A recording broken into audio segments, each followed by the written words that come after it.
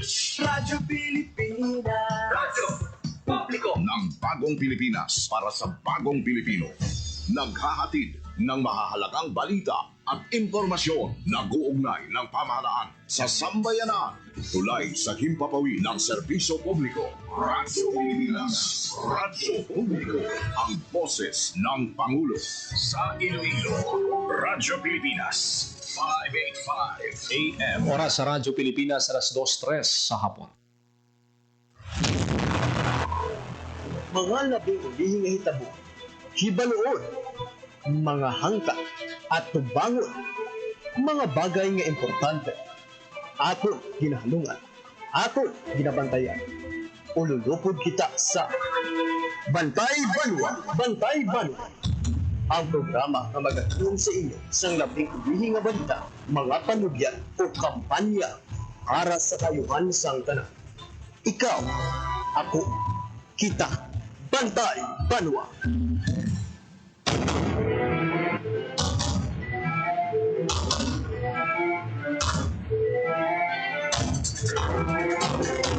Mayong hapon Western Visayas, mayong hapon syudad kag probinsya sa Iloilo.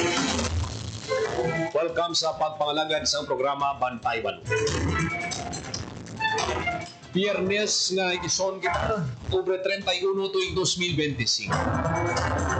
Programa nga magadulong sa inyo sa labing uli nga balita, mga panugyan kag kampanya para sa kayuhan sang tanan. Ini ang inyo alagad kag anchorman Joseph Paul Nobleza Taros. Ululupod kita sa bunga hapon diri sa Radyo Pilipinas Iloilo. Sa aton nga pagpangalagad, mga kabilang nag-upod kita kaina no, sa inspeksyon ni Police Brigadier General Josefino Ligan sa nagkalilain ng mga puerto kag mga terminals diri sa syudad kag probinsya sa Iloilo. Na check ni General Ligan ang alertness, ang kahandaan sa aton nga kapulisan. Bauti kaina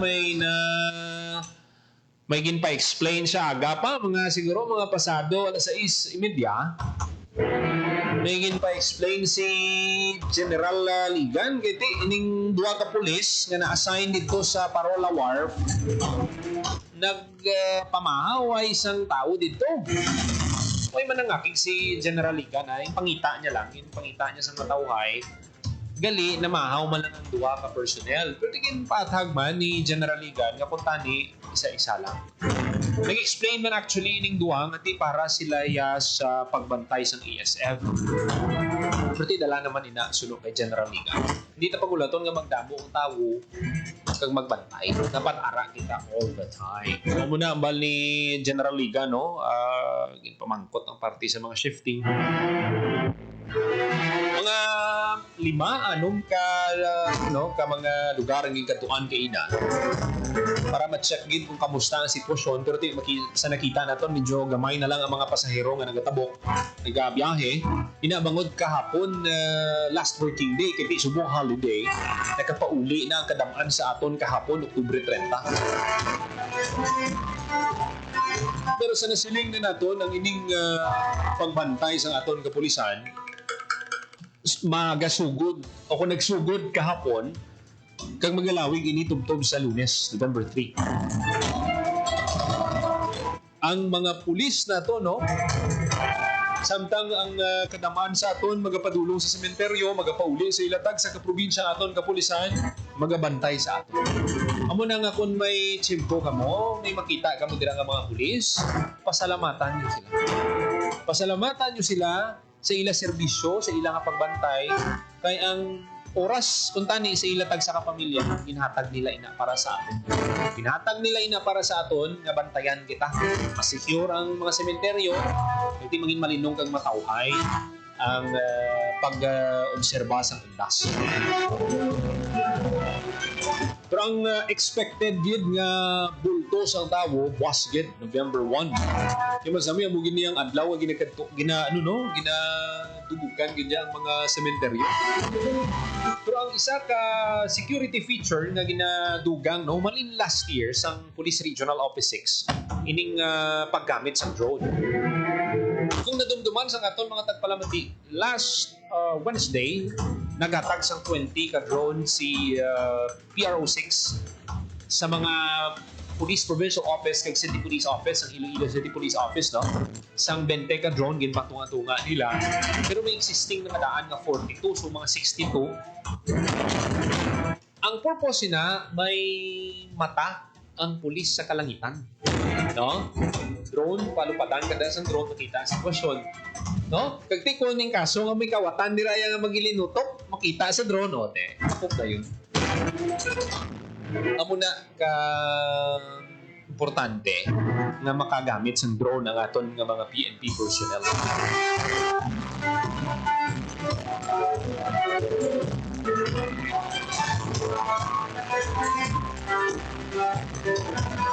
Ang Philippine Coast Guard naman, may mga security measures man sila nga ginapatuman, may mga inspect sila nga mga bagahe kaina, mga narcotic detection dogs, para nga mabalaan kung may kontrabando.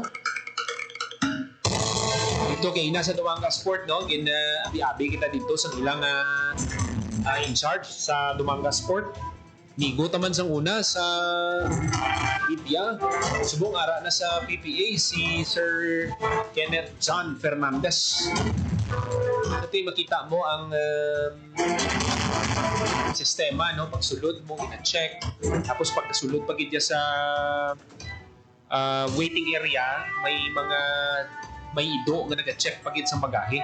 Magawala gid ya lusot ang kontrabando.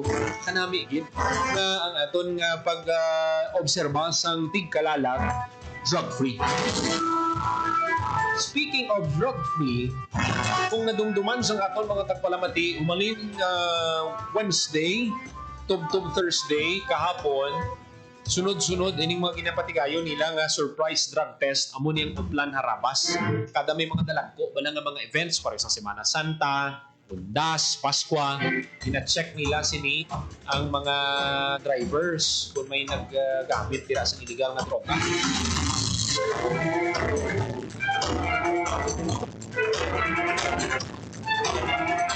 Ang sa area sang Guimaras wala sang nag-positive. Sa area naman sang Isla sang Panay, wala man sang may ara, nag-positive 5 sa Antique, isa sa Katiklan, truck driver. Pero bisan pa ina ang rason, no? Discuss na ina with PIDEA 6 spokesperson na Graciela Tanalion, ang siling ni ma'am nga regardless ang rason niya, hindi ginaya pwede. Iti illegal substance gani, di ba? Muna dapat gid nga pinsaron sa aton nga mga kauturan na ang paggamit sa illegal nga droga wala gid ya sang maayo nga madulot kaya ang natabo to sa mga nag-positive gin pang confiscate to mga lisensya nila. Kag kung mag-positive pagid sila sa confirmatory test, ma-revoke ang license nila. Kung amo nang imo nga source of livelihood, source of gakuha sa imo source of income, ano matabo? Anong ipakaon mo sa iyong pamilya? Asin? Amo na balang isan ibang ginahambal nilang ati sa kapoy. Amo niyang namon. Ano ganing tawag siya na pangdugang sa inuras? Pangdagdag oras kuno ina. Pero balaan mo ang epekto abis ang illegal nga droga sa imong paminsaron, di gid nami okay lang na kung makarecover ka. What if hindi ka makarecover? Tagpila ka katuig nga gakadalman sa illegal nga droga. May ara nga gusto magbag-o, nag-relapse. May mga pila kita ka mga istorya nga mabatian no, sa mga kakilala naton nga mismo manghimata nila. Pila na ka beses nga gin pa rehab wala gid. So amo na nga mas maayo nga hindi nyo na pagtestingan. Naintindihan taman ang trabaho sa mga driver. Ngati pulaw bugtaw ang trabaho. Galagas man lang sang inoras para ngati maka-provide sa ilang nga tagsa ka pamilya. Perting pinsaron ta, tumadakpan ka mo for drug use, ano matabo sa inyo? Kag amo ni ang Uplan Harabas. Balan mo, ginmabutang mo sa risgo ang kabuhi sa imo nga mga pasahero kung nagagamit ikaw sa illegal nga droga kag nagadrive ikaw. Namigit nga may amo ni nga programa, no? timely man nga ginpatigayon nila Wednesday kag Thursday kay amo ginayang bulto bala sa mga nagapinauli so damo sa mga trips kay na nagbiyahe kita kay sa agad tulo tawo kay naging ba ng biyahe no mga alas 5 duway naging man pasahero pero kung mga bukas klase sus terrible ka damo ang pasahero kag yung travel time mo man so istoryahan tayo na karon no diri sa aton nga pagpangalagan ining pila ka mga updates was no sa All Saints Day ang Radyo Pilipinas may coverage no special coverage sa sining undas inaagdagi namon kamo no nga magtutok lang i-check ang amon nga page kaya niyo makita ang pila ka mga updates nga gina post namon nagsalamat gid sa padayon ninyo nga pagsuporta ng 82,000 followers kasi sa end of November 100,000 na ina kung padayon ka mo nga magsuporta salamat gid sa inyo padayon nga pagsalig ng prestasyon padayon nato no sige na dulong sa inyo no ini mga talalupang doon nga balita na inyo gid dapat may baluan 14 minutos magaligad sa takna nga alas 2 sa hapon.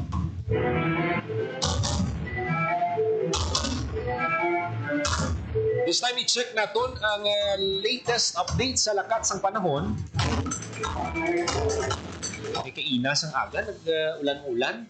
Check tabi kung anong i-expecta sa weekend pagid. Kung ang latest update sa lakat sang panahon, igadulong sa aton sa Pag-asa, Iloilo. Radyo Pilipinas.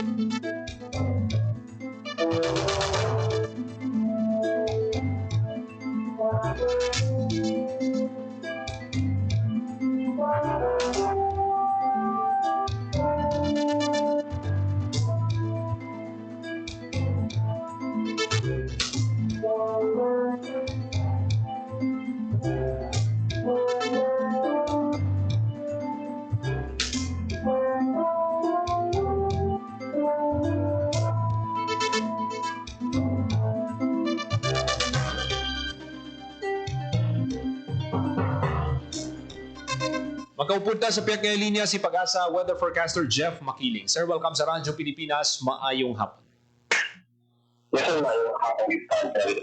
Sa buwan na kayo pag-masasyon 2025. So kung wala natin ang mga gano'n ng isang LPA na kagaya sa 1,710 kilometers east of southeastern Mindanao.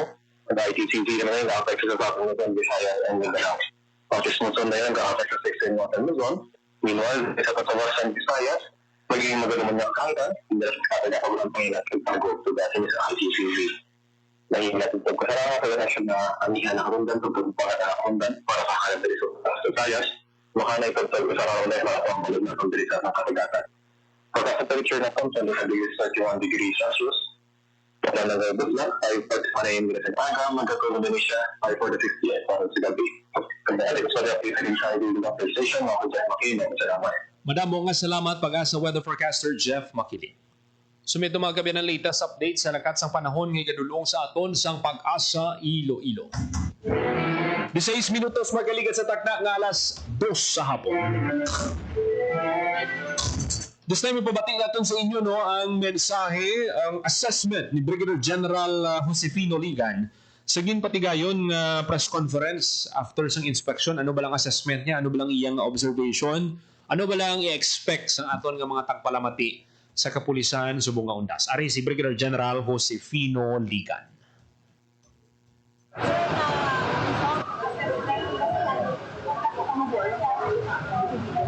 Yes, unang sa lahat, magandang umaga sa inyo at sa ating mga kababayan. Kaninang umaga, as early as 6 o'clock, nag-ikot tayo sa ating mga seaports, lalo na doon sa may papuntang Guimaras. And after that one, we went to several cemeteries. And this last stop. Assessment-wise, maayos. Maganda yung flow ng mga pasahero doon sa seaport at dito na rin sa mga terminals natin. Ang ating mga sementeryo, maaga pa, kaya hindi natin ganong nakikita na may mga tao pa. But then again, naka-in-place yung mga security forces natin, lalo na yung mga kapulisan, and at the same time, yung ating mga force multipliers. Lalo't lalo na yung kung saan yung barangay nakalocate yung mga sementeryo. Nakikita nyo naman na bawat pinuntahan natin, yung mga barangay chairman nandoon, nakaalalay. Kaya that is a result of a very long coordination, close collaboration, of course, with our LGU. Before the event, magkakaroon tayo ng series of coordination and meetings. And coming to the terminals, nakikita nyo naman din na nandoon yung ATO natin, yung ATFRB, present talaga sila. And just to ensure yung mga kababayan natin na pumupunta, makakabalik sa kanya-kanilang probinsya, maayos, at mapayapa at matiwasay.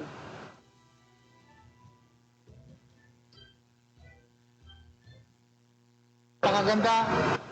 Hopefully, at the end of the celebration ng Undas, mananatili na ganito ang atmosphere.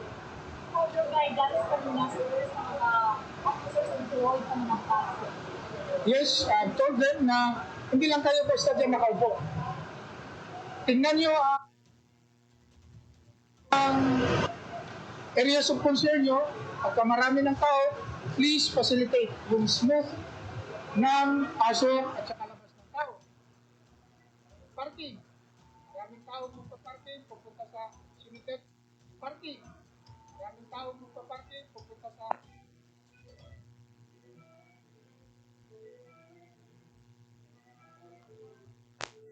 magkagulot, maraming gustong mag-park o in fact hindi naman pala pwede. So yung mga pulis natin, yung ang trabaho nila doon. Hindi lang sila basta makaupo doon, magsisilpog. Titingnan nila yung citizen. Kasi nga nandoon sila, nagbabantay. Western Visayas, we deployed almost around 4,000. Kasama na yung mga partner agencies natin dyan. Coast Guard, LTO, LTFRB, yung mga local government units natin, CDRMO. For the police personnel, yung organic natin, we have total of 2,756 across Western Visayas to ensure a safe and peaceful Undas celebration. Western Visayas, umakyat ako sa mga bus, namimigay tayo ng safety tips, IECs, para bago sila makalis, kahit pa paano may mabasa-basa sila, maging mag-ingat. Una-una sila, pag nagbabiyahe, please manalangin, mag-pray para sa kaligtasan ng pagbiyahe. And at the same time, magiging aware doon sa environment, lalo na pag nasa biyahe. Meaning, hindi lang basta mga gamit nila, secure, kasi hindi natin maiwasan talaga, baka merong nagtitake advantage. Mga pasahero natin natulog, baka i-take advantage. Mga tupit-tupit. So, alaga na rin sa sarili, bantayan na rin yung sarili, and magmasid sa mga environment. Ng PNP, dinistribute natin yan sa lahat ng PPOs for the use of this Undas celebration, and not only Undas, everyday use na yan, lalo na merong mga malalaking event. So, right now, yung Undas natin, they will be deployed, of course, doon sa mga converging areas, simbahan, basically doon sa cemeteryo, para makita yung mga crowd. Makita natin aerial coverage. And it's good na meron tayong eye in the sky. Napaka-importante yan. Pero sir, hindi lang sa Lindon, sir. Kasi last year, sir, I think the deployment was around 42. Yes, yung sabi ko yung 20 yung bagong bigay. So that's additional. Additional. Oo. So there are other drones na mga previous pa, magagamit din yun. For Iloilo City lang, merong nag-donate ng 3 drones na malalaki. It can cover na ng buong drone. In fact, nung nag-iikot-ikot tayo, meron tayong drone na kasama. Nakikita niyo yun. So, napakaganda. We will use all the available technological advancement for the discharge of our duties and responsibilities being frontliners. Ginagamit natin yun. Hanggang kailan yung deployment natin, sir? Hanggang, ano na yan, abutin na ng umaga ng 3. Yes. Kaya kahapon pa lang 29. Starting 29 October, naka-full alert status na kami. Din yung sarili nila na hindi sila magkakasakit. Please drink lots of water para hindi ma-dehydrate. Kasi nga, pabago-bago ang panahon, umiinit, umulan. So, take good care of yourselves para makapag-discharge kayo ng trabaho niyo ng maayos din. Well, in fact, nandoon na pala sila, hindi lang sila nakapag-establish kagad kasi kumain pa. But then again, supposedly as early as 5:30 dapat. Batian si Brigadier General Josefino Ligan, ang Regional Director ng Police Regional Office 6. So far, mayigit ng sa lista. We expect may mga red teams, no? May mga red teams na nag-check. Kumbaga, for example, kay ina may inspection ng Police Regional Office 6. Ang kada city or provincial police office may ara pagid na iya nga nabutang nga red teams nga ma-check sang deployment. Kay ina do kanami gid sang Molo Police Stations na hapig ito si Captain Ryan Inot ang hepe nila da. Kumpleto tanan nga ginapangayo ni General Ligan. Ang ganina, megaphone, may ara. May mga tarpaulin, safety tips, pati tubig. Iti kinanglan natin tubig. Siyempre, mainit. Kinanglan mo mag-hydrate. May pasilungan, okay gid no. Makita mo gid yang preparado gid ang Molo Police Station. Dito lang gid kay ina sa Parola Wharf, pero ti masiling naton gamay nga bagay. Kay naistoryahan man. Pero ti mula na galing ang advice na dapat isa-isa. Kumbaga, namahaw ang isa mabantay. Di dapat pwede nga mabayaan ang imong post. Kiti, wala mo ginapangayo, for example, namahaw ka mo dito. Example lang na mahaw ka mo. Ti, may ginkawatan to abi, sa kamo to nga tsimpo, maano ka mo. Ti, nagapamahaw ka mo duwa. Unlike kung isa lang ang nagapamahaw, isa nagabantay, ti malagas pa to sa isa nga nagabantay. Gamay nga bagay, pero may may epekto siya sa ginapatuman ng security measure. And we hope na we hope na ma-realize na sa aton ng mga nagabantay sa mga pantalan. Ang focus gid sini buwas sa cemetery gid. Pero kay inam nagpadulong kita o ay pagid man shadow tawo, expected gid ya karon sa hapon tubwas. Pero kung ako mangkuton ko mangkuton nyo ko kung saan ko makanto. Kung may choice ako, mas gusto ko magkanto November 2. Mugid na yung adlaw sa mga November 2. Galing kayo nakaanda na nato ng November 1. Kung November 2, gid yan. Ang adlaw sa mga All Souls Day, All Saints Day, yung November 1.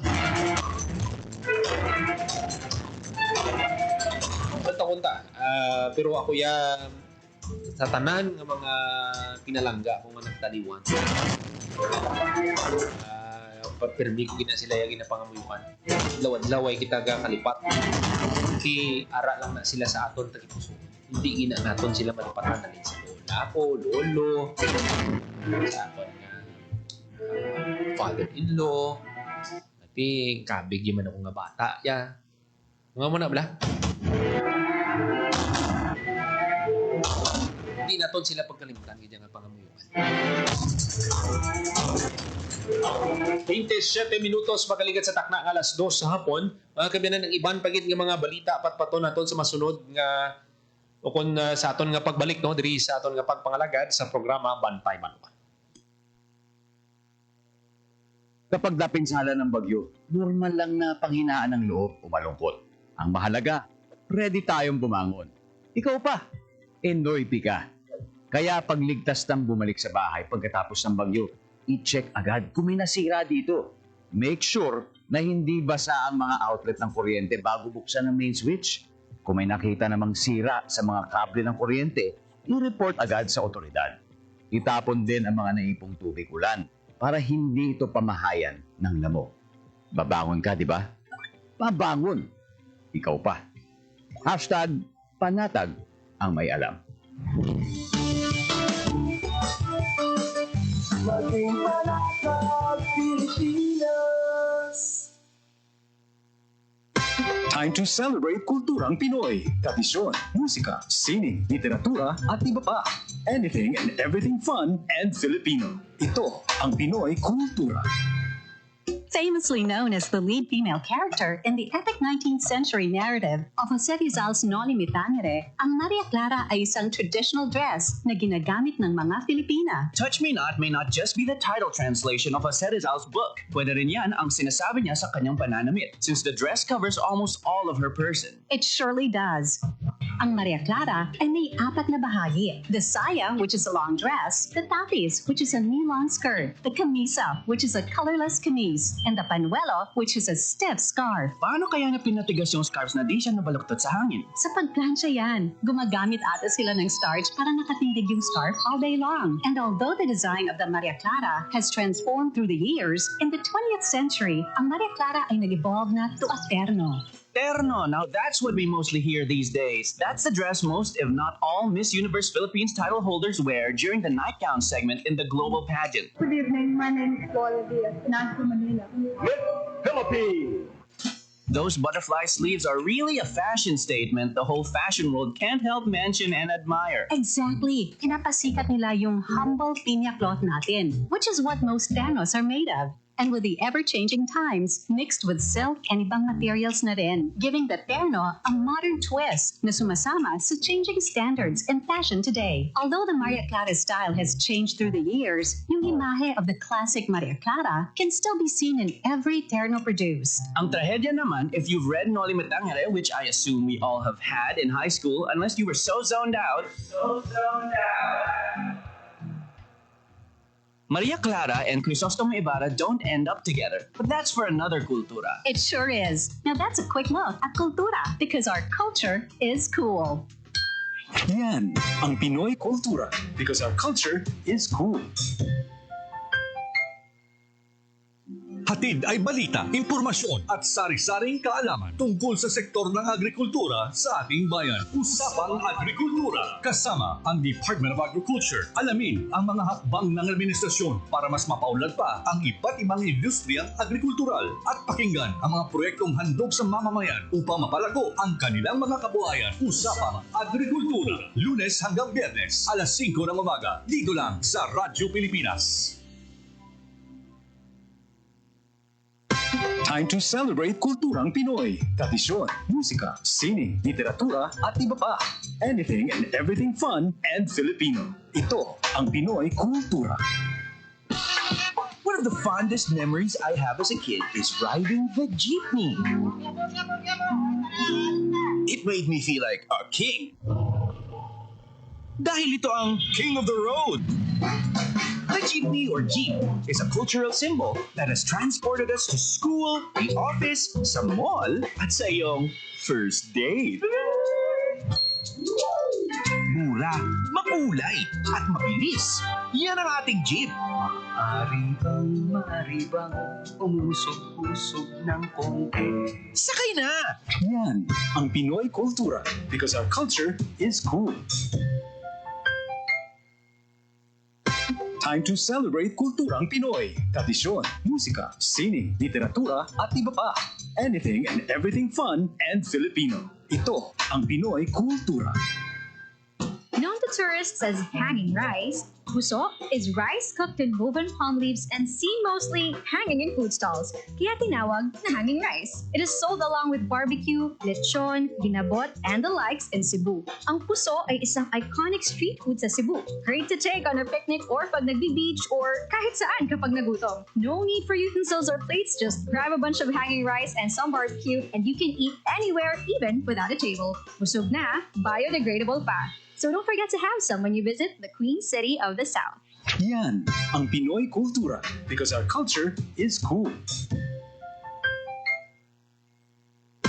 Time to celebrate kulturang Pinoy. Tradisyon, musika, sining, literatura at iba pa. Anything and everything fun and Filipino. Ito ang Pinoy kultura.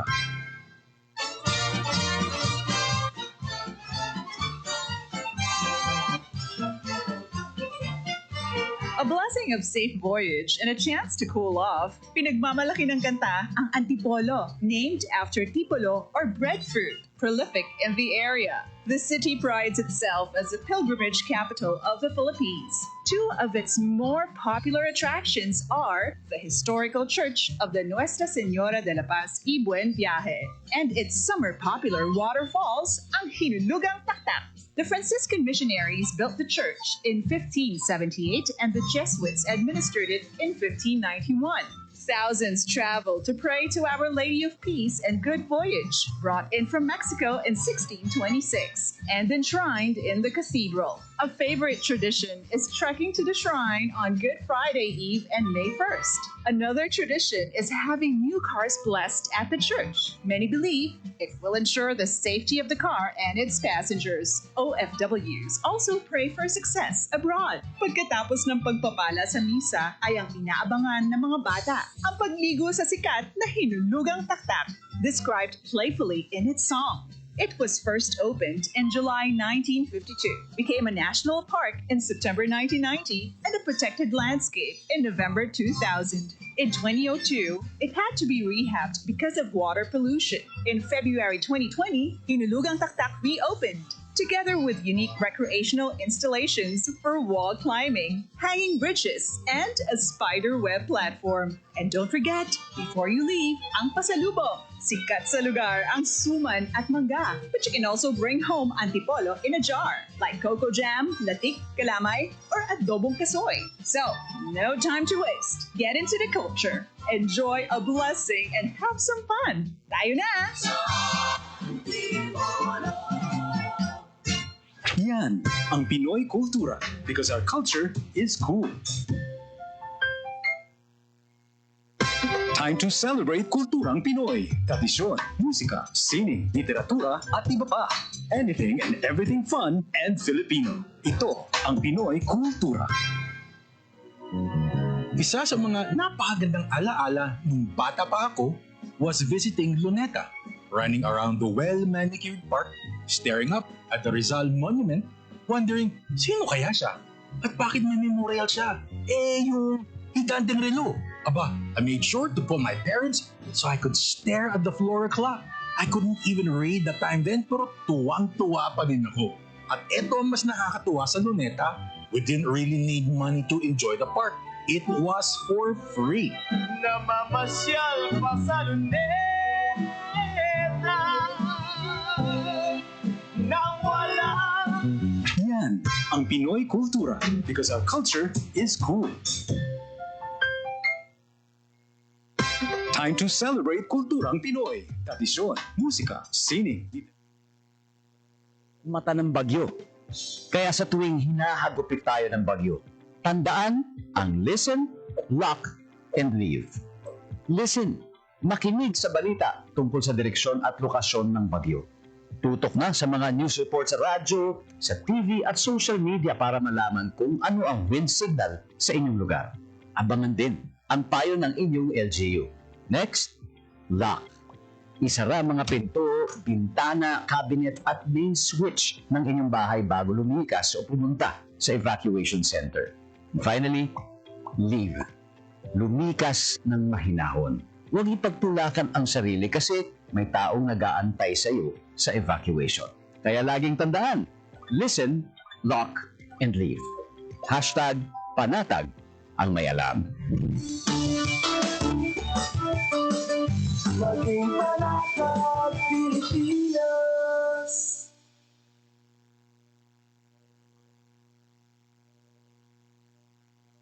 To celebrate kulturang Pinoy, tradisyon, musika, sining, literatura, at iba pa. Anything and everything fun and Filipino. Ito ang Pinoy Kultura. Naalala ko, nung bata pa ako nang namamasyal kami sa Fort Santiago sa Intramuros. Ito ay ginawa noong 1571 bilang kuta o fortress ng Spanish governor na si Miguel Lopez de Legazpi. Isa ito sa mga napaka-importanteng historical sites sa Maynila. Marami ang nagbuwis ng buhay dito noong kapanahunan ng mga Kastila at noong World War II nang ginamit ito ng mga Hapon bilang kulungan ng mga Pilipino at Amerikano kanilang nahuli. Ang ating national hero na si Jose Rizal ay nakulong din sa Fort Santiago bago siya naging martir sa Bagong Bayan. Ang Fort Santiago ay sinimulang i-restore noong 1953 pagkatapos nitong magtamo ng pagkasira noong Second World War. Ang Fort Santiago ay gawa sa bato na galing sa bulkan na tinipag sa present-day Guadalupe Viejo sa Makati. Ngayon, ito ay naglalaman ng iba't ibang memorabilia ni Jose Rizal at isang napakagandang pasyalan ng buong pamilya. Tara na at ating lalawin! Yan ang Pinoy Kultura because our culture is cool. Itinuloy na po natin ang zero balance billing. Libre po.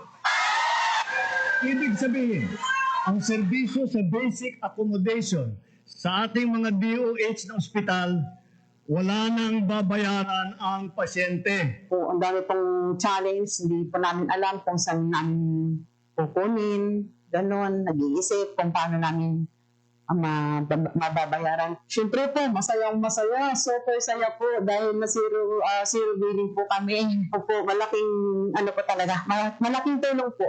Mabilis lang din po. Bayad na ang bill ninyo. Uulitin ko, wala nang kailangan bayaran ng pasyente basta sa DOH Hospital dahil bayad na po ang bill ninyo. Naiyak ako kasi sobrang saya. Maraming salamat po, Mr. President Bongbong Marcos Jr. Hindi kami nagkamali ng taong ginalal. 40 minutos magaligid sa taknang alas 2 sa hapon. Padayon ka mga nagapamati diri sa Gyapon sa programa Bantay Manwa. Ang isa pagid nga look forward sang kadamaan kung mag-undas, kunting kalalag, mga pilit bala nga pagkaon. Sabi sa mga kauturan ta nga nagapamati, kasi pwede nyo ma-share ang inyong ma-share, hindi nga padala diri ha, basi mambaka mo patindi. I-share nyo dira sa comment section. Basi mambaka mo pa kayo, kami ka pa kayo nga mo lang. I-share nyo dira sa comment section. Kay basahon ta. Kag libre ang pagtamyaw man sa inyo. Pero ang nanamitan kung ganyan nga kanon, ako lang yan, ang kalamayati. May ara na dira nga namin magluto sang bayi-bayi sa Megaw. I mean, kanamo na dira sa Manugubra. Pero siya ginapermi ang ginapangita dira sa Megaw. Ang bayi-bayi niya, si nang lipat lang ko sa ngalan niya. Pero kung makita nyo dira, pakitaan nyo si... Hindi ang iba namin man, pero iya lain pagileno, mas siguro ba si may ingredients sa ginamputan, wala na kamalo, pero lain gidyang ang kanamit sa iyang baybay. Ang mga relatives na mo, no, kung magpadulong dira sa Mingaw, ginanamon, bakal kami sa baybay, kaya mo nang ina na namitan. Bro, ako naman yan. Ang isa man nga namit man nga arya luto sang akon mother-in-law. Kag ang mother-in-law ko suman. Ang ginayan lang hindi nalagdos, sakto gid lang pag kaluto. Tapos may ginabutbot, ganyan ang ginabutbot na brown na. Karubi, no? Karubi. Ang isang niyog la. Pero namin na kung i-share ninyo, no? Para nga masata diri no kay amo nang ginalook forward sa mga tagsa ka pamilya after ibos na pagit ang alupi ang palitaw nang palutaw o bitso-bitso pagkaon na mambal ta gina enjoy gid sa aton nga mga kultura. Wasi pagid kadamo gid. Marami na maka-share ka mo dira sa comment section kay basahon nato.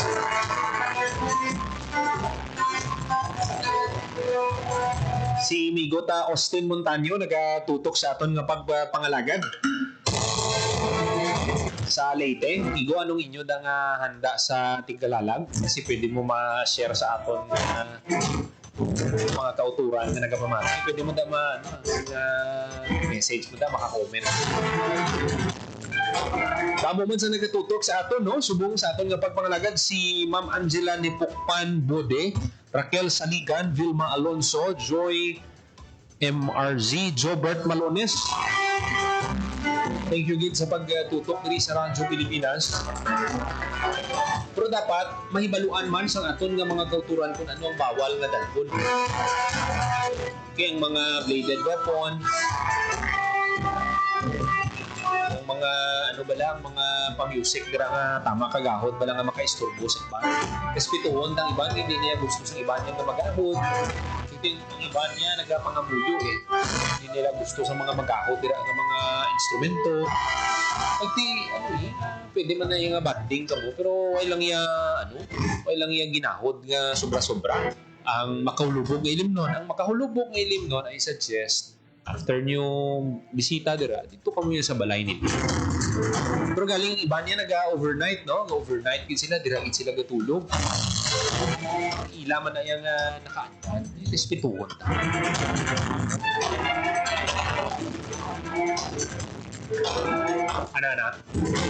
Ang iban ka sugal bawal pagid ng sugal, hindi nyo gid na pag testingan. Balaan mo ang respetuhon ta ang palawayan sa aton nga mga himata nga nagtaliwan. Nga di kita banding storya-storya mga bata sana siling ko na ang mga bata niya na namian niya sang hampang sang kandila himuon nga bulang. Kaya dumduman ko na ay ako sa una mo man na kaling hindi lang git kuya perfect pala magumbra ang mga pakaisa ko grabe yan ginakarir na nila yan pero kita lang gid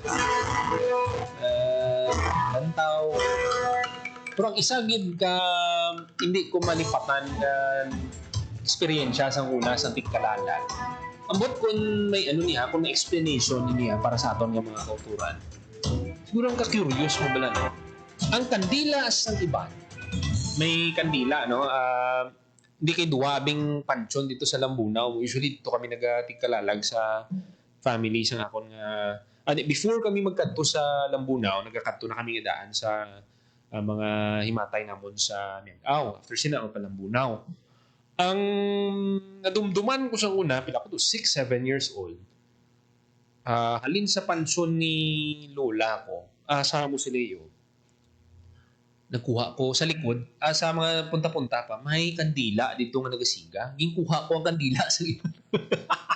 Ginkuha ko ang kandila, ginbutan ko sa amon. Pero ginpabalik to sang ni lola, ani lolo. Lolo ko ang napatay, lola ko pabuhi sa time na to, ipabalik niya ang kandila. Pero after sa to pagpuli, naglain matsyag ko kag wala niya na. Basta may mga nagkakaong kita nga mga kauturan. So muna, hindi na, kumbaga, kung pwede lang, hindi ka mo kuha sa mga kandila sa hindi inyo. Respeto man sila. So muna, gamay yung experience. Pero basta gani undas, kung Tigkalalag, ang maganda na istorya ganda sa mga kululbaan. Horror gid, trick or treat. Pero para sa akon, wala man kita sa dapat gid nga kakulbaan. Walaan mo ang iban sina. Basig ka kinanglan lang sa pangamuyuan ka sila, kung nagapabatsyag sa inyo. Balaan mo, pila ka, pila nga daan ka henerasyon bala nga pila na katuig, kalimutan. Di siyempre may mga lugar nga ti, sa una, may mga World War II, kita nga mga veterans dira, may ara nga mga ti, nagkalamatay, kasi ibano sa ila, ti, isang time sang Japanese occupation, di man basta-basta ang na-experience nila. Di, amo na nga, kasi hindi mo malikawan kung may mga amo na nga mga kalag na nagkapabatsyo. Pero ti, pangamuyuan tagit sila. Ang isa man sa masiling tado damo gid sa mga horror stories, ang University of the Philippines, Visayas, and Mindanao. Sa mga taga-UP, abi, basi pwede ka mo dira ka comment, yung TV Miagaw, kung tuwod, gid man. Pero kita mismo, hagnop gid man dira, kapit pa kung mga pilahon lang kamo damang nagtatlakat nga kamo-kamo. Bisan aga, may lain nga feeling eh. Nga pamatsyag mo bala do, anuhon ka gid, kumakulbaan ka bala.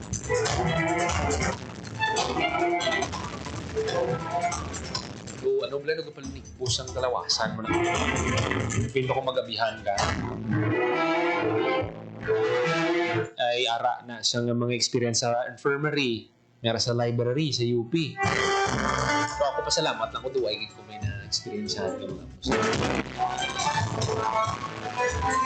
Pero ang faith gid nato na sa Ginoo. Kung may mga nagapabatsyag sa inyo, kung ako sa inyo pangamuyuan mo lang. Basi amo lang kinahanglan nila. 49 minutos makalikat sa takna ng alas 2 sa hapon. Mayong hapon kay Gina Bustan, Janet Villarosa Apurado, Mary Nel Haga, si Rolina Perian, Macmac Dulay, Romel Tahun, Eunice Pagbanwa, nakatutok man sa aton pagpangalagad. Thank you again sa padayon nga pagpamati, no? Di sa aton sa Radyo Pilipinas. Ang iban pagid nga mga balita patato naton, no, sa sunod pagid pagpangalagad naton. Sa nasiling na naton, boss, may special coverage ang Radyo Pilipinas sa Iloilo. Kantanan sa Undas o Kunting Kalalak, Conquesta Minatay. Na dagi namon kamo no nga magtutok lang sa gihapon sa page sang Radyo Pilipinas para sa mga latest updates. Kinapasalamatan po ang akong mga pagdanan sa technical side sa studio, Mr. Vermor Aventura sa transmitter, Mr. John Magallanes para sa Bagong Pilipinas.